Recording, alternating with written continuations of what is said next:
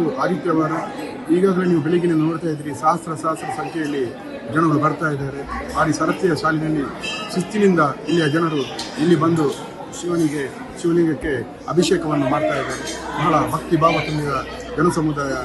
ಈಗ ನೀವು ನೋಡಿದ್ದಾಗೆ ತುಂಬ ಜನ ಇಲ್ಲಿ ಬರ್ತಾ ಇದ್ದಾರೆ ಮತ್ತು ಬೆಳಗಿನಿಂದಲೇ ಇಲ್ಲಿ ಸಾಂಸ್ಕೃತಿಕ ಕಾರ್ಯಕ್ರಮಗಳು ಆರಂಭವಾಗಿದೆ. ಬೆಳಿಗ್ಗೆ ಭಕ್ತಿಗೀತೆ ಮತ್ತು ರಾತ್ರಿ ಶಿವತಾಂಡವ ನೃತ್ಯ ಇಂಥ ಬೇರೆ ಬೇರೆ ಸಾಂಸ್ಕೃತಿಕ ಕಾರ್ಯಕ್ರಮಗಳು ಹೊರಗಿನಿಂದ ದೇವಾಲಯದ ಹೊರಗಿನ ಹೊರಾವರಣದಲ್ಲಿ ನಡೀತಾ ಇದೆ. ಒಳಗೆ ವಿಶೇಷವಾದ ಪೂಜೆಗಳು ಬೆಳಗಿನಿಂದಲೇ ಪ್ರಾರಂಭವಾಗುತ್ತದೆ. ತುಂಬ ಜನರು ಬಂದು ಇಲ್ಲಿ ಬಿಲ್ವಾರ್ಚನೆಯನ್ನು ಮಾಡ್ತಾ ಇದ್ದಾರೆ, ಏಕಾದಶ ರುದ್ರಾಭಿಷೇಕ ಮಾಡ್ತಾ ಇದ್ದಾರೆ. ಆಮೇಲೆ ರಾತ್ರಿ 9 ಗಂಟೆಯಿಂದ ಇಲ್ಲಿ ಶಿವರಾತ್ರಿಯ ಸಂದರ್ಭ ವಿಶೇಷವಾದಂತಹ ಪೂಜೆಗಳು ಆರಂಭಗೊಳ್ಳುತ್ತಿದೆ.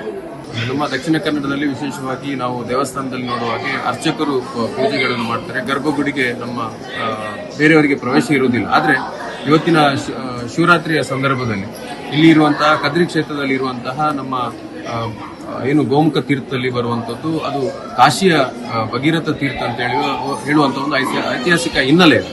ಆ ದೃಷ್ಟಿಯಲ್ಲಿ ಜನರು ಆ ನೀರನ್ನು ತೀರ್ಥವನ್ನು ತಗೊಂಡು ಶಿವಲಿಂಗಕ್ಕೆ ಅಭಿಷೇಕ ಮಾಡುವಂಥದ್ದು ಅದು ಜನರಿಗೆ ಒಂದು ಭಾವನಾತ್ಮಕವಾಗಿ ಇರುವಂತಹ ಒಂದು ವಿಷಯ. ಮತ್ತು ಅದೊಂದು ಈ ಶಿವರಾತ್ರಿಯ ಸಂದರ್ಭದಲ್ಲಿ ಶಿವನ ಪೂಜೆ ಮಾಡಬೇಕು, ನಾವು ಸ್ವಯಂ ಆಗಿ ಬಂದು ಶಿವನ ಪೂಜೆ ಮಾಡಬೇಕಂತ ಹೇಳುವ ದೃಷ್ಟಿಯಲ್ಲಿ ಆ ತೀರ್ಥವನ್ನು ತಕೊಂಡು ಭಗೀರಥ ತೀರ್ಥವನ್ನು ತಕೊಂಡು ನಾವು ಶಿವಲಿಂಗಕ್ಕೆ ಪೂಜೆ ಮಾಡುವಂಥದ್ದು ಇವತ್ತು ಈ ಶಿವರಾತ್ರಿಯಂದು ನಾವು ಹಲವಾರು ಸಂಖ್ಯೆಯಲ್ಲಿ ನಾವು ಇವತ್ತು ನೋಡ್ತಾ ಇದ್ದೇವೆ ಜನರನ್ನು.